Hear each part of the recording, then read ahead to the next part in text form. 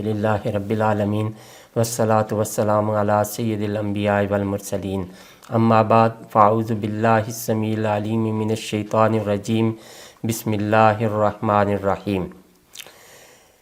رمضان فہمی کورس میں آج کی گفتگو کا عنوان رمضان المبارک میں سحری و افطاری کی فضیلت ہے۔ رمضان المبارک میں روزہ ایک طرح سے نفس کی ٹریننگ ہے۔ روزہ نفس کو اللہ کی اطاعت کا پابند کرتا ہے۔ بندہ مومن اللہ کے حکم سے ایک خاص وقت میں کھانے پینے اور اپنی خواہشات سے رک جاتا ہے۔ رمضان المبارک میں سحری و افطاری جیسی نعمتیں عطا کی گئیں جن میں اللہ تعالیٰ نے بہت سے فیوز و برکات رکھ دی۔ نبی کریم صلی اللہ علیہ وسلم بڑے اہتمام کے ساتھ روزے کا آغاز سحری سے کیا کرتے تھے اور دوسروں کو بھی سحری کی کھانے کی تاکید فرماتے۔ بعض اوقات سحری کا کھانا کھانے میں وہ ناپسندیدگی کا اظہار کیا جاتا ہے یا وقت سے بہت پہلے سحری کھا لی جاتی ہے، جبکہ تاخیر سے سحری کرنا یہ اخلاق نبوت میں سے ہے۔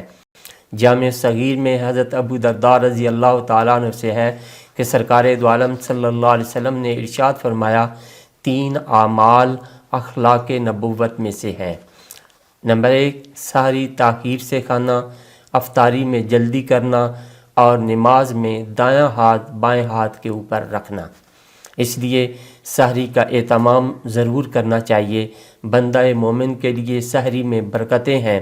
نبی کریم رؤوف الرحیم صلی اللہ علیہ وسلم نے ارشاد فرمایا، تسحروا فإن فی السحور برکہ، کہ سحری کیا کرو، بے شک سحری میں برکتیں ہیں۔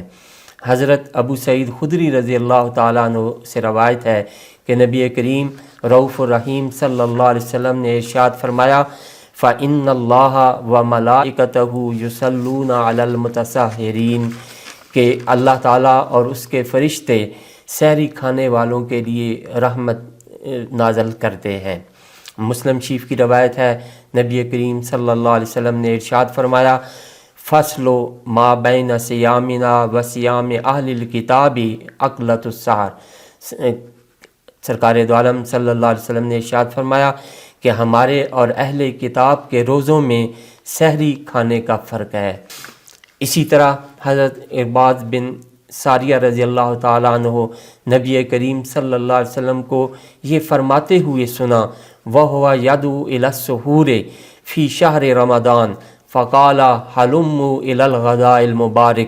آپ صلی اللہ علیہ وسلم رمضان المبارک میں سحری کے لیے بلایا کرتے اور ارشاد فرماتے، صبح کے کھانے کے لیے آؤ، اس میں برکت ہے۔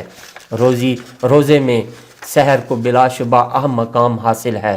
روحانی فیوز و برکات کے علاوہ سحری دن میں روزے کی تقویت کا باعث بنتی ہے۔ اس کی وجہ سے روزے میں کام کی زیادہ رغبت پیدا ہوتی ہے۔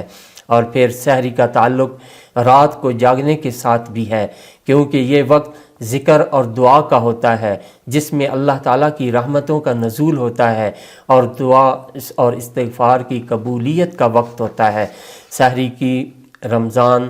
سحری کی طرح رمضان المبارک میں افطاری کرنے کی بھی بہت فضیلت ہے۔ حضرت سہل بن سعد رضی اللہ تعالیٰ عنہ سے مروی ہے، نبی کریم رؤوف الرحیم صلی اللہ علیہ وسلم نے ارشاد فرمایا، لا یزال الناس بخیر ما عجل الفطر، میری امت کے لوگ بھلائی پر رہیں گے جب تک وہ افطاری میں جلدی کرتے رہیں گے۔ اور حدیث قدسی میں ہے، اللہ تعالیٰ ارشاد فرماتے ہیں، احب عبادی الی عاجلہم فطرا، میرے نزدیک میرے بندے مجھے بہت پیارے ہیں جو افطار میں جلدی کرتے ہیں۔ اس سے معلوم ہوا کہ رمضان المبارک میں بر وقت روزہ افطار کرنا نہ صرف بے شمار فضائل روحانی اور فیوز و برکات کا حامل ہے، بلکہ اس وقت کی فضیلت اس حدیث مبارکہ سے بھی ظاہر ہوتی ہے کہ نبی کریم صلی اللہ علیہ وسلم نے ارشاد فرمایا، افطار کے وقت روزہ دار کی دعا رد نہیں ہوتی۔ پھر اس بابرکت مہینے میں ہم سب کو یہ کوشش کرنی چاہیے کہ اللہ کے وہ بندے جو دسترخوانوں کو سجانا تو کجا دو وقت کی روٹی کے لیے بھی کچھ نہیں پاتے، ان کی بھی ہمیں مدد کرنی چاہیے تاکہ ہمارا آخرت کا دسترخوان بھی سج جائے۔ حدیث رسول صلی اللہ علیہ وآلہ وسلم ہے، سرکار دو عالم صلی اللہ علیہ وسلم نے ارشاد فرمایا، رمضان ایسا مہینہ ہے جس میں رزق بڑھا دیا جاتا ہے، اور جو اس میں کسی روزہ دار کو روزہ افطار کرائے اس کے گناہ معاف کر دیے جاتے ہیں، اس کی گردن کو آگ سے آزاد کر دیا جاتا ہے، اور اس کو بھی روزہ دار جتنا ثواب دیا جاتا ہے، اور اس سے روزہ دار کے ثواب میں کوئی کمی نہیں ہوتی۔ صحابہ کرام رضوان اللہ علیہم نے عرض کی، یا رسول اللہ صلی اللہ علیہ وآلہ وسلم، ہم میں سے ہر کوئی یہ استطاعت نہیں رکھتا کہ وہ کسی روزہ دار کا روزہ کھلوائے، تو آپ صلی اللہ علیہ وآلہ وسلم نے ارشاد فرمایا، یہ اجر اسے بھی حاصل ہوتا ہے جو کسی روزہ دار کو ایک دودھ گھونٹ کے، ایک کھجور یا ایک گھونٹ پانی سے روزہ افطار کرتا ہے، اس کو بھی جو ہے وہ یہ اجر عطا کیا جاتا ہے۔ اللہ کریم ہمیں سحر و افطار کی برکات سے مستفید فرمائے۔ وآخر دعوانا ان الحمد للہ رب العالمین۔